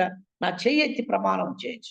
ಸೊದೋಮನ ರಾಜನ ಏನಂತ ಹೇಳ್ತಾ ಇದ್ದಾನೆ, సొదొమ రాజు ఏం చెప్తున్నాడు, ಅಬ್ರಹಾಮನು ಯುದ್ಧ ಮಾಡಿ ಎಲ್ಲರನ್ನು ಬಿಡಿಸ್ಕೊಂಡು ಬಂದಿರುವಾಗ, అబ్రహాము యుద్ధం చేసి తన వారినందరినీ వదిలిపెట్టి వచ్చినప్పుడు ಈ ಸೊದೋಮಿನ ಆಸ್ತಿ ಎಲ್ಲ ನೀನ್ ತೆಗೆದುಕೋ ಅಬ್ರಹಾಮನಿಂದ ಹೇಳ್ತಾ ಇದ್ದಾನೆ. ఈ సొదొమ యొక్క ఆస్తి అంతా నీవు తీసుకో అబ్రహాము అని సొదొమ రాజు ప్రపోజ్ చేస్తున్నాడు. ಆದ್ರೆ ಅಬ್ರಹಾಮನ್ ಏನಂತ ಹೇಳ್ತಾ ಇದ್ದಾನೆ, అయితే అబ్రహాం ఏం చెప్తున్నాడు, ಕೆರದ ಪಾರನ್ನಾದ್ರೂ ನಾನು ತೆಗೆದುಕೊಳ್ಳುವುದಿಲ್ಲ ಅಂತ ಹೇಳ್ತಾ ಇದ್ದಾನೆ. ఇదిగో నూలు పోగైనా కూడా నేను తీసుకున్నాను. ಯಾತಕ್ಕೋಸ್ಕರ ಅಂದ್ರೆ ಅಬ್ರಹಾಮನಿಗೆ ಗೊತ್ತಿತ್ತು ಅದು ಶಾಪಗ್ರಸ್ತವಾದ ಆಸ್ತಿ. ఎందుకంటే అబ్రహాముకు తెలిసి ఉంది శాపగ్రస్తమైనటువంటి ఆస్తి అది. ಮತ್ತೆ ಅದಕ್ಕೋಸ್ಕರ ಆತನು ಒಂದನ್ನು ಕೂಡ ಆತನು ತೆಗೆದುಕೊಳ್ಳಿಲ್ಲ ಪ್ರಿಯರೇ. దానిని బట్టి ఒక్కటైనా తీసుకోవడానికి ఇష్టపడలేదు. ಲೋಟನ್ನು ನೋಡ್ರಿ, లోతుని చూడండి, ಆತನು ಅದೇ ಒಂದು ಪ್ರಾಂತಕ್ಕೆ ಹೋಗಿ ಆ ಒಂದು ಐಶ್ವರ್ಯವನ್ನು, ಇನ್ನೂ ಹೆಚ್ಚಿನ ಐಶ್ವರ್ಯವನ್ನು ಇಷ್ಟಪಟ್ಟು ಹೋದರು. కాబట్టి ఆ లోతు ఆ ప్రదేశానికి వెళ్ళి ఇంకా ఆశీర్వంతుడిగా చేయబడి అక్కడే వాసం చేస్తున్నాడు. ಮತ್ತೆ ಯಾವ ರೀತಿಯಲ್ಲಿ ಅಬ್ರಹಾಮನು ಸೊದೋಮಿನ ಆಶೆಗಳನ್ನು ಆತನು ಓವರ್ಕಮ್ ಮಾಡಿದ. కాబట్టి మనం చూసినట్లయితే ఏ విధంగా సొదొమ యొక్క ఆశలను అతడు జయం పొందాడంటే, ಲೋಟನು ಅದನ್ನು ಜಯಿಸ್ಲಿಕ್ಕೆ ಆಗ್ಲಿಲ್ಲ, లోతు దాన్ని జయించడానికి సాధ్యం కాదు. ಅಬ್ರಹಾಮನು ಜಯಿಸಿದನ್ನು ನೋಡ್ತಾ ಇದ್ದೇವೆ. అబ్రహాము జయించాడని చేస్తున్నాం. ಮೊಟ್ಟಮೊದಲಾಗಿ ಆತನ ಜೀವಿತದಲ್ಲಿ మొట్టమొదటి అతని యొక్క జీవితంలో ಆತನು ಡೇರೆಗಳಲ್ಲಿ ನಿವಾಸ ಮಾಡಿದನು. అతను గుడారాల్లో నివాసం చేశాడు. ಅದು ಮಾತ್ರವಲ್ಲದೆ ಪಕ್ಕದಲ್ಲಿ ಕರ್ತನ ಸನ್ನಿಧಿ ಆತನ ಜೊತೆಗಿತ್ತು. అంత మాత్రం అతని పక్కనే బలిపీఠం కంటే దేవుని సన్నిధిలో ఉంటున్నాడు. ಆ ಒಂದು ಯಜ್ಞವೇದಿಯಲ್ಲಿ ಕರ್ತನಿಗೆ ಧೂಪಗಳನ್ನು ಅರ್ಪಿಸಿರುವ ವ್ಯಕ್ತಿ ಈತನಾಗಿದ್ದನು. ఆ బలిపీఠం మీద ధూపాగ్ని లేకపోతే బలిపీఠ యజ్ఞాలు సమర్పించేవాడుగా ఉన్నాడు. ಲೋಟನ ಜೀವಿತದಲ್ಲಿ ನೋಡ್ಬೇಕಾದ್ರೆ లోతు యొక్క జీవితంలో మనం ಆತನು చూస్తాం, ಯಜ್ಞವೇದಿಯನ್ನು ಕಟ್ಟಿಸುವುದನ್ನು ನಾವು ಸತ್ಯವೇದದಲ್ಲಿ ನೋಡುವುದಿಲ್ಲ. ఆ లేఖనాల్లో చూసినప్పుడు లోతు ఎక్కడ కూడా బలిపీఠం కట్టిన వాడుగా మనకు కనపడు. ಆತನ ಜೀವಿತದಲ್ಲಿ ಯಜ್ಞವೇದಿ ಮಾಯವಾಯಿತು ಪ್ರಿಯರೇ. కాబట్టి అతని యొక్క జీవితంలో బలిపీఠం మాయమైపోయింది ప్రియులారా. ಮತ್ತು ಎರಡನೇ ಒಂದು ಕಾರ್ಯ ಏನಂತಂದ್ರೆ, రెండవ కార్యం ఏమిటంటే ಮತ್ತು 14ನೇ ಅಧ್ಯಾಯ 14వ అధ్యాయం 18ನೇ ವಚನ ನೋಡಿ. 18వ వచనంలో మనం చూసినప్పుడు, మరియు షాలేము రాజైన మెల్కీసెదెకు రొట్టెను ద్రాక్షారసమును తీసుకుని వచ్చెను, అతడు సర్వోన్నతుడుకు దేవుని యాజకుడు. ಅದನ್ನು ಅಬ್ರಹಾಮನು ತಿಂದನೆಂದು ನೋಡ್ತಾ ಇದ್ದೇವೆ. ఆ తర్వాత మనం చూసినట్లయితే అతడు ఇచ్చిన ఈ తీసుకుని తిన్నట్టుగా మనం చేస్తున్నాం. ಯಾರಿಗೆ ರೊಟ್ಟಿ ದ್ರಾಕ್ಷಾರಸವನ್ನು ಕೊಡ್ತಾ ಇದ್ರೆ, ಅಬ್ರಹಾಮನಿಗೆ ಮತ್ತು ಶಾಲೇಮಿನ ರಾಜನು ರೊಟ್ಟಿ ದ್ರಾಕ್ಷಾರಸವನ್ನು ಕೊಡೋದನ್ನು. ఎవరికి ఇస్తున్నాడు? షాలేము రాజు రొట్టె ద్రాక్షారసం తెచ్చి అబ్రహాముకి ఇస్తున్నట్లుగా చూస్తున్నాం. ಮತ್ತು ಅದು ನೋಡುವಾಗ 20-21ನೇ ವಚನದಲ್ಲಿ ಆತನಿಗೆ ಬಂದಿರುವ ಶೋಧನೆಯನ್ನು ಆತನು ಜಯಿಸಲಿಕ್ಕೆ ಸಾಧ್ಯವಾಗ್ತಾ ಇದೆ. కాబట్టి అది అక్కడ మనం చూసినప్పుడు 21వ వచనంలో మనం చదువుకున్న రీతిగా ఆ శోధనను జయించడానికి సాధ్యమైనట్లుగా చూస్తున్నాం. ಆತನು ತಿಂದಿರುವ ರೊಟ್ಟಿ ದ್ರಾಕ್ಷಾರಸವನ್ನು ಆತನು ಬಲವನ್ನು ಪಡೆದುಕೊಂಡು ಆತನು ಆ ಶೋಧನೆಯನ್ನು ಜಯಿಸ್ತಾ ಇದ್ದಾನೆ. కాబట్టి అతడు తీసుకున్నటువంటి రొట్టె ద్రాక్షారసం తిని బలం పొంది వచ్చినటువంటి శోధనను అతడు జయించినట్లుగా చూస్తున్నాం. ಪ್ರಿಯರೇ, ಪತ್ರಿಕೆ హెబ్రీయులకు రాసిన పత్రికలో 7ನೇ అధ్యాಯ 7వ అధ్యాయంలో 17ನೇ వచನ 17వ వచనాన్ని, ಸಮಯ ಆಗ್ತದೆ. సమయం అవుతా ఉంది, 7వ అధ్యాయం 17వ వచనం. ಅದರ ವಿಷಯದಲ್ಲಿ ಹಾ. ಸದಾಚಾರವು ನಿರ್ದೇಶಿತ ತರಹದ ಮೆಲ್ಕಿಜೆದೆಕನ ತರಹದ ಯಾಜಕನಾಗಿ ఉమ్, ಕೇಳಿಯದೇ ಅಲ್ಲ. ನೋಡ್ರಿ ಪ್ರಿಯರೇ, ನಮ್ಮ ಕರ್ತನು ಯಾರಾಗಿದ್ದಾನೆ? మన ప్రభు ఏమై ఉన్నాడు? ಸದಾ ಕಾಲವೂ ಇರುವಂತ ಮೆಲ್ಕಿಜೆದೆಕ್ ತರಹದ ಯಾಜಕನಾಗಿದ್ದಾನೆ. నిరంతరము మెల్కీసెదెకు క్రమం చొప్పున యాజకుడై ఉన్నాడు. ಮತ್ತು ಅಬ್ರಹಾಮನಿಗೆ ರೊಟ್ಟಿ ದ್ರಾಕ್ಷಾರಸವನ್ನು ಆತನು ಪಡೆದುಕೊಂಡು ಶೋಧನೆಯನ್ನು ಜಯಿಸುವುದಾದ್ರೆ, కాబట్టి అబ్రహాముకి రొట్టె ద్రాక్షారసం వచ్చి అబ్రహాము శోధన జయించినట్లుగా ಮತ್ತು చేసినట్లయితే, ಕರ್ತನ ಪಂಕ್ತಿಯನ್ನು ಆಲೋಚನೆ ಮಾಡ್ಬೇಕಾದ್ರೆ అట్లయితే ప్రభు యొక్క బలను మనం జ్ఞాపకం ಅದು ರೊಟ್ಟಿ చేసుకున్నప్పుడు, ದ್ರಾಕ್ಷಾರಸ ಮಾತ್ರವಲ್ಲ, అది రొట్టె ద్రాక్షారసం మాత్రమే ಅದು ನಮ್ಮ కాదు, ಕರ್ತನ ದೇಹ, ಕರ್ತನ ರಕ್ತವಾಗಿದೆ. అది మన ప్రభు యొక్క రక్తము దేహం అయి ఉంటా ఉంది. ಮತ್ತು ಪ್ರಿಯ ಸಹೋದರ ಸಹೋದರಿ, ప్రియమైన సహోదరి ಒಂದ್ సహోదరులు, ವೇಳೆ ಲೋಕದ ಆಕರ್ಷಣೆಯನ್ನು, ಸೊದೋಮಿನ ಆಕರ್ಷಣೆಯನ್ನು ಜಯಿಸುವುದಾದ್ರೆ, కాబట్టి సొదొమ యొక్క ఆకర్షణను, దాని యొక్క బలాన్ని మనం జయించాలి అంటే 2 ಕಾರ್ಯಗಳು ಅಬ್ರಹಾಮನ ಜೀವಿತದ ಮೂಲಕ ನಾವು ಕಲಿಬೇಕಾಗಿದೆ. 2 విషయాలు అబ్రహాం యొక్క జీవితంలో మనం నేర్చుకోవాలి. ಆತನ ಜೀವಿತದಲ್ಲಿ ಯಜ್ಞ ವೇದಿಕೆ ಬಹಳ ಪ್ರಾಮುಖ್ಯತೆ ಇತ್ತು. అతని యొక్క జీవితంలో బలిపీఠం చాలా ప్రాముఖ్యమైనదిగా ಮತ್ತು చూస్తున్నాం. ಎರಡನೇದಾಗಿ ಮತ್ತು ಆ ಒಂದು ಕಮ್ಯೂನಿಯನ್, ಕರ್ತನ ಪಂಕ್ತಿಗೆ ಬಹಳವಾಗಿ ಆತನು ಪ್ರಾಧಾನ್ಯತೆಯನ್ನು ಕೊಡುವುದನ್ನು ನೋಡ್ತಾ ಇದ್ದೇವೆ. రెండవదిగా ఇదిగో ఎవరైతే ఆ మెల్కీసెదెకు యొక్క ఆ యొక్క యాజకుడు ఇచ్చినటువంటి పంక్తిలో అతను పారిభాగస్తుడిగా ఉన్నాడు. ಆದ್ರೆ ಲೋಟನ ಜೀವಿತವನ್ನು ಆಲೋಚನೆ ಮಾಡ್ಬೇಕಾದ್ರೆ, అట్లయితే లోతు యొక్క జీవితాన్ని మనం ಮತ್ತಾಯನ ಬರೆದ చూసినప్పుడు, ಸುವಾರ್ತೆ 6ನೇ ಅಧ್ಯಾಯ 24ನೇ వచನದಲ್ಲಿ ನಮ್ಗೆ ಗೊತ್ತಿದೆ ಅದು.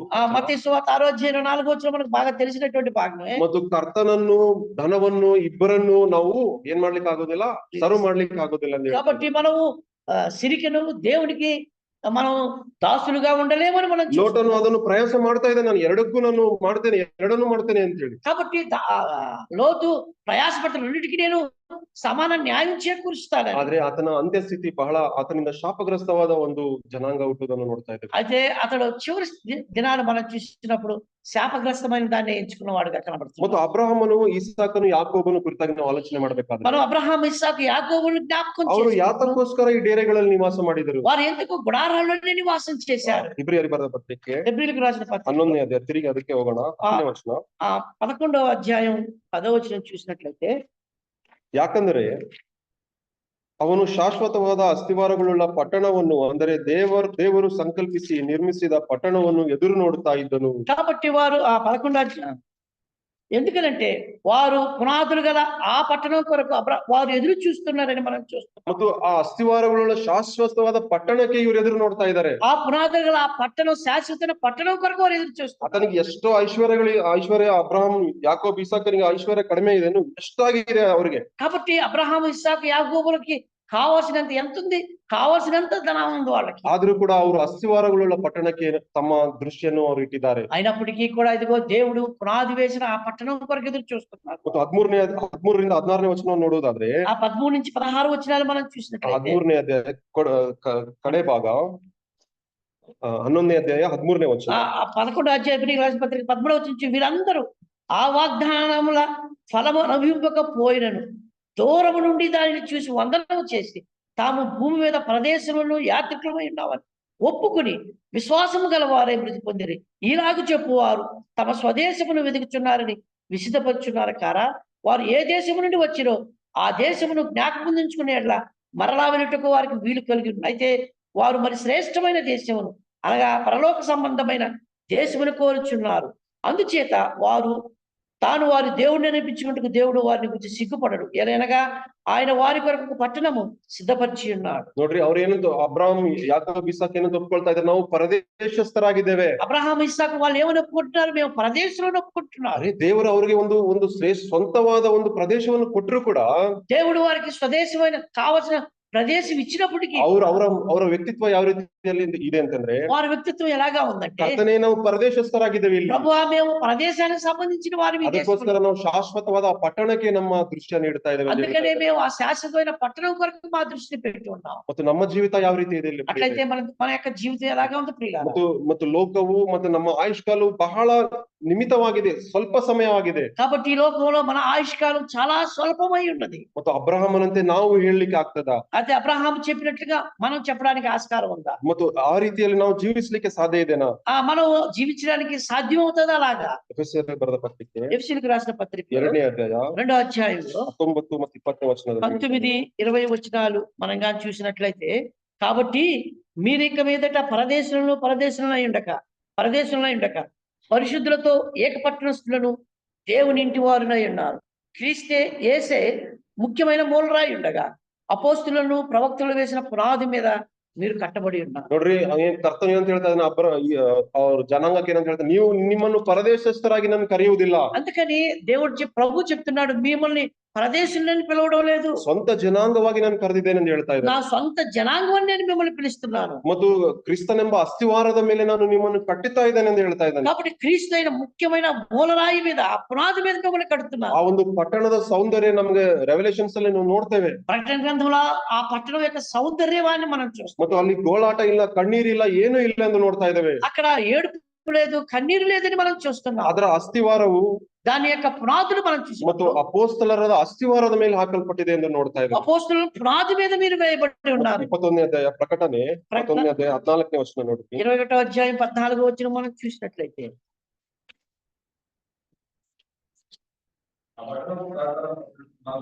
ఆ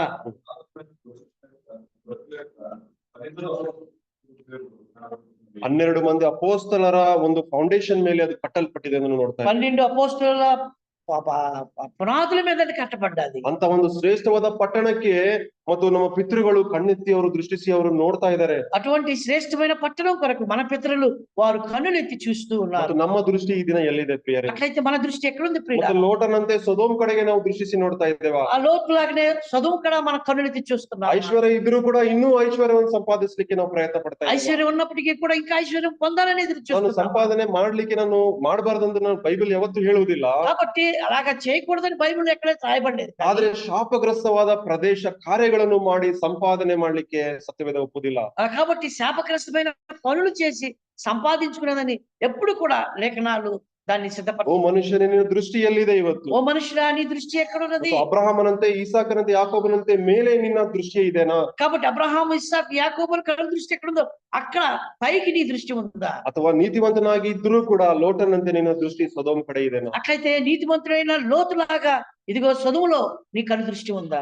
ಲೋಟನಿಗೆ ಹೃದಯವು ಕುಚ್ತಾ ಇತ್ತು, ಅವಾಗ ಕರ್ತನು ಮಾತಾಡ್ತಿದ್ರು ಕೂಡ ಆ ಪ್ರದೇಶವನ್ನು ಬಿಟ್ಟು ಹೊರಗಡೆ ಬರ್ಲಿಲ್ಲ. లోతుకు అదే అనేక పర్యాయాలు దేవుడు గుచ్చుతూ ఉన్నప్పటికీ కూడా ఆ ప్రదేశాన్ని వదిలి రావడానికి ఇష్టపడలేదు. ಕಡೆದಾಗಿ ಪೌಲನ್ ಒಂದು ಮಾತು ಹೇಳ್ತಾ ಇದ್ದಾನೆ, ಕೊಲೊಸ್ಸೆಯವರಿಗೆ ಬರೆದ ಪತ್ರಿಕೆ చివరిగా పౌలు ఒక మాట చెప్తున్నాడు కొలస్సీలకు రాసిన పత్రికలో 3ನೇ అధ్యాಯ 3వ అధ్యాయం 2ನೇ ವಚನ 1-2 ವಚನ 1-2 వచనాలు చూసి, మీరు క్రీస్తుతో కూడా లేపబడిన వారైతే పైనున్న వాటిని వెతుకుడి. ನೋಡ್ರಿ, ಮೇಲಿನ ಸಂಗತಿಗಳನ್ನು ನೀವು ಹುಡುಕಿರಿ ಅಂತ ಹೇಳ್ತಾ ಇದ್ದಾನೆ. కాబట్టి పైనున్న వాటిని మీరు వెతకండి. ನೀವು ಕ್ರಿಸ್ತನೊಂದಿಗೆ ಎಬ್ಬಿಸಲ್ಪಟ್ಟಿದ್ದೀರಿ మీరు క్రీస్తుతో కూడా లేపబడిన వారు. ಮತ್ತು ಲೋಕ ಸಂಬಂಧವಾದ ಕಾರ್ಯಗಳಲ್ಲದೆ ಮೇಲಿರುವ ಕಾರ್ಯಗಳನ್ನು ನೀವು ಹುಡುಕಿರಿ ಎಂದು ಪೌಲನು ಹೇಳ್ತಾ ಇದ್ದಾರೆ. కాబట్టి పైనున్న వాటి భూ సంబంధమైన వాటి మీద మనసు పెట్టుకుడి, మీరు దేవుని పైనున్న వాటి మీదనే మీరు మనసు పెట్టండి. ಈ ಒಂದು ಪೌಲನ ದೃಷ್ಟಿ ಕೂಡ ನೋಡ್ಬೇಕಾದ್ರೆ, ಲೋಕದಲ್ಲಿ ಆತನಿಗೆ ಎಲ್ಲ ಜ್ಞಾನ ಇದ್ರೂ ಕೂಡ ಆತನು ಎಲ್ಲವನ್ನು ಒಂದು ಕಸದಂತೆ ಆತನು ಎನಿಸಿದೇನೆ ಎಂದು ಹೇಳ್ತಾ ಇದ್ದಾನೆ. కాబట్టి పౌలు ఈ లోకంలో ఉన్నప్పుడు కావలసినది ఉన్నప్పటికీ కూడా క్రీస్తు నిమిత్తము సమస్తమును పెంటతో సమానంగా ఉంచుకున్నాడు. ಆತನ ದೃಷ್ಟಿ ಮೇಲಿನ ಸಂಗತಿಗಳ ಮೇಲೆ ಪೌಲನ ದೃಷ್ಟಿ ಕೂಡ ಇತ್ತು. కాబట్టి మనం పౌలు విషయంలో చూసినప్పుడు అతని సంగతులన్నీ కూడా పైకి చూస్తున్నట్లుగా చూస్తాం. ಮತ್ತು ಅಬ್ರಹಾಮನು, ಈಸಾಕನು, ಯಾಕೋಬನು ಅವರ ದೃಷ್ಟಿ ಶಾಶ್ವತವಾದ ಅಸ್ತಿವಾರಗಳುಳ್ಳ ಪಟ್ಟಣ ಕಡೆಗೆ ಅವರ ದೃಷ್ಟಿ ಇತ್ತು. కాబట్టి ఇదిగో అబ్రహాము, ఇస్సాకు, యాకోబులు శాశ్వతమైన పట్టణం వైపు వారు చూపుకుంటారు. ಅದಕ್ಕೆ ದೇವರು ಏನಂತ ಹೇಳ್ತಾ ಇದ್ದಾನೆ ಅಂತಂದ್ರೆ, అందుకనే దేవుడు ఏం చెప్తున్నాడు? ನಾನು ಅಬ್ರಹಾಮನು, ಈಸಾಕನು, ಯಾಕೋಬನ ದೇವರೆಂದು ಕರೆಸಿಕೊಳ್ಳಿಕ್ಕೆ ಇಷ್ಟಪಡ್ತಾ ಇದ್ದೇನೆ ಎಂದು ಹೇಳ್ತಾ ಇದ್ದಾನೆ. కాబట్టి నేను అబ్రహాము, ఇస్సాకు, యాకోబు దేవుడు అనిపించడానికి నేను ఇష్టపడుతున్నాను అంటున్నాను. ಇಂದಿನ ದಿನದವರೆಗೂ ನಾವು ಆತನನ್ನು ಆ ರೀತಿಯಲ್ಲಿ ನಾವು ಸಂಬೋಧಿಸ್ತಾ ಇದ್ದೇವೆ. ಆತನು ಅಬ್ರಹಾಮನ ದೇವರು, ಈಸಾಕನ ದೇವರು, ಯಾಕೋಬನ ఇప్పటి వరకు కూడా మనం అలాగే సంబోధిస్తున్నాం. ఆయన అబ్రహాము, ఇస్సాకు, యాకోబుల దేవుడు. అని మనం సంబోధిస్తూ ఉంటాం. ನಾವು ಕೂಡ ಈ ಲೋಕದಲ್ಲಿ ಪರದೇಶಸ್ಥರೇ ಆಗಿದ್ದೇವೆ మనం కూడా ఈ లోకంలో పరదేశులుగా ఉన్నాం. ಮತ್ತು ನಾವು ಒಂದಿಲ್ಲ ಒಂದು ದಿನ ಕರ್ತನು ಬರುವ ನಾವು ಸಂದರ್ಭಗಳನ್ನು ನೋಡ್ಬೇಕಾದ್ರೆ ಕರ್ತನು ಬರುವ ಸಮಯ ಬಹಳ ಹತ್ರವಾಗಿದೆ. కాబట్టి ఈ దినాలు మనం చూసినప్పుడు ప్రభు వచ్చే సమయం ఎంతో దగ్గరగా ఉంది. ಮತ್ತು ನಮ್ಮ ದೃಷ್ಟಿ ನಮ್ಮ ಒಂದು ಕಣ್ಣು ದೃಷ್ಟಿ ಎಲ್ಲಿದೆ? అట్లయితే మన దృష్టి మన చూపు ఎట్లా ఉంది? ಮತ್ತು ಲೋಕದ ಕಡೆಗೆ ನಮ್ಮ ದೃಷ್ಟಿ ಇದೆನಾ ಅಥವಾ ಮೇಲಿನ ಶಾಶ್ವತವಾದ ಅಸ್ಥಿವಾರಗಳುಳ್ಳ ಪಟ್ಟಣ ಕಡೆಗೆ ಇದೆನಾ? లేకపోతే మన చూపు పరలోకంలో వైపు చూస్తుందా, లేకపోతే భూ సంబంధమైనదిగా ఉంటా? ಮತ್ತು ನಮ್ಮ ದೃಷ್ಟಿ ಅದರ ಮೇಲೆ ಇರುವುದಾದ್ರೆ ಕರ್ತನು ಭೂ ಸಂಬಂಧವಾದ ಎಲ್ಲಾ ಕಾರ್ಯಗಳನ್ನು ಆತನು ನೋಡಿಕೊಳ್ಳುವಾತನಾಗಿದ್ದಾನೆ. కాబట్టి మనము మన కను దృష్టి పైనున్న వాటి మీద ఎత్తినట్లయితే భూ సంబంధమైనవన్నీ కూడా ఆయన చేసేవాడు. ಅಬ್ರಹಾಮನಿಗೆ ಯಾವ ಕೊರತೆ ಇಲ್ಲದೆ ಕರ್ತನು ಎಲ್ಲವನ್ನು ಒದಗಿಸಿಕೊಟ್ಟನು, ಸಂತಾನವನ್ನು ಕೂಡ ಸೇರಿಸಿ ಎಲ್ಲವನ್ನು ಒದಗಿಸಿಕೊಟ್ಟನು. కాబట్టి అబ్రహాం యొక్క జీవితంలో ఆయన పైకే చూస్తున్నాడు కాబట్టి సంతానంతో సహా సమస్తమును దేవుడిచ్చినట్లుగా మనం చూస్తాం. ಅಬ್ರಹಾಮನಂತೆ, ಇಸಾಕನಂತೆ, ಯಾಕೋಬನಂತೆ ನಾವು ಕೂಡ ಪೌಲನಂತೆ ಮೇಲಿನವುಗಳ ಮೇಲೆ ನಮ್ಮ ದೃಷ್ಟಿಯನ್ನು ಕೇಂದ್ರೀಕರಿಸುವಾಗಿರೋಣ. కాబట్టి అబ్రహాం, ఇస్సాకు, యాకోబుల్లాగా, పౌల్లాగా మన దృష్టి పైకి కేంద్రీకరించి మన యాత్రా జీవితాన్ని కొనసాగిద్దాం. దేవుడి మాటలు ఆశీర్వదించుతారు. విన్నటువంటి వాక్యం ఎంతో శ్రేష్టమైంది. ప్రస్తుత దినాల్లో మనం చూసినప్పుడు భయంకరమైన దినాలుగా ఉంటూ ఉండగా మన దృష్టి ఎలాగా ఉంది? ఒక్కసారి ఒక నిమిషం మనం పరిశీలన చేసి, నా దృష్టి ప్రభు మీద ఉందా, లేదా స్వతమనబడిన లోకం వైపు? నా దృష్టి ప్రభు మీద ఉన్నట్లయితే సమస్తాన్ని చేయగల సమర్థుడు నా దేవుడు. భూ సంబంధమైన వాటి యందు తాత్కాలికమైంది, పునాదులు లేనటువంటిది.